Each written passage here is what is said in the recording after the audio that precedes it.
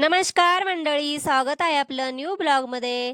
तर बघा इथं रात्रभर पूर्ण बर्फ पडत होता. तर सकाळी उठल्यानंतर पाहिलं तर बघा पूर्ण आभाळ आणि पहाडी एकच दिसते. कुठं आभाळ आणि कुठं पहाडी ते कळतच नाहीये. पूर्ण बर्फ पडला होता रात्रभर.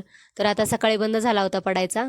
तर म्हटलं बाहेर आल्यावर म्हटलं बघा आता दारात बर्फ साठलाय तर तो हटवावा, नाही तर मग परत चालता जाता येत नाही. कारण बर्फ लगेच टणक बनतो आणि मग त्याच्यावर घसरायची भीती असते, घसरतं लगेच.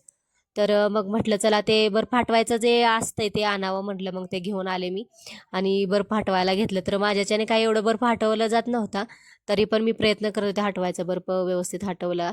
तर स्वराची पण मध्ये मध्ये लुडबुड चालू होती. स्वरा बी लगेच, स्वरा काय थांबते बी घरात, स्वरा आलेच लगेच, मम्मी मला पण करू दे, मला पण करू दे म्हणून बघा मला करायचं. तर श्री म्हणला थांब मम्मी मी करतो.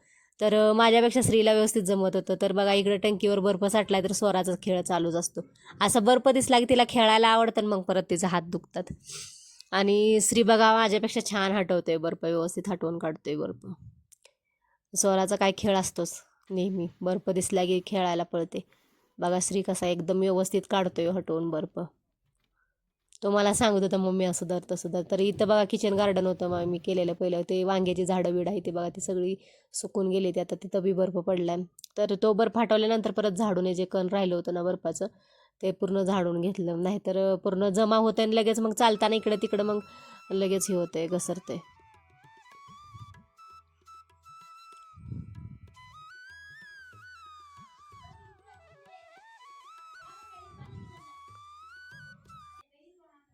मम्मी भूक लागली नाश्ता दे. मम्मी भूक लागली नाश्ता दे. मी भूक लागली नाश्ता दे. थांब आणती बाळा, थांब. एवढी भूक लागली का बाळाला? थांब आणती. धर हे घे नाश्ता. मम्मी ही काय रोज पदार्थ नाश्ता काय मला आवडते म्हणत जा. काय आवडतं तुला?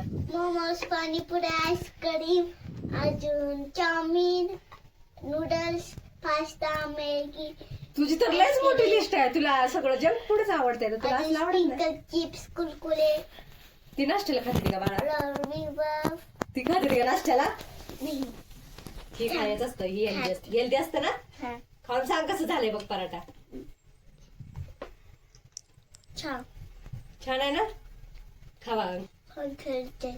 खेळायला जाणार आहे ना? अभ्यास कधी करणार? अभ्यास आल्यावर. बर ठीक आहे. तर इकडं पहा संध्याकाळी असं वातावरण झालं होतं, एकदम छान सनसेट होताना असं देखावा झाला होता बघा. तर इकडं मग संध्याकाळी नंतर रात्रीच्या जेवणासाठी मी अंडा करी बनवायला घेतली होती. तर कढाईमध्ये तमालपत्र आणि आलं लसूण आणि कोथिंबीर खोबऱ्याचं वाटण टाकलेलं आहे, त्याच्यामध्येच हळद घातलेली आहे मी, आणि घरचं तिखट गरम मसाला, धनिया पावडर, चिकन मसाला टाकून मिक्स करून घेतलेला आहे. व्यवस्थित मिक्स करून घ्यायचं आणि ते भाजलं की लगेच मग त्यामध्येच मी टोमॅटो टाकलं आहे. टोमॅटो टाकलं की मग मीठ टाकायचं आणि मग त्यामध्येच थोडंसं पाणी घालून घ्यायचं, म्हणजे टोमॅटो लगेच शिजला जातो. पाणी घालून शिजवून घ्यायचं म्हणजे टोमॅटो शिजला जातो आणि एकजीव होतो सगळा मसाला आपला.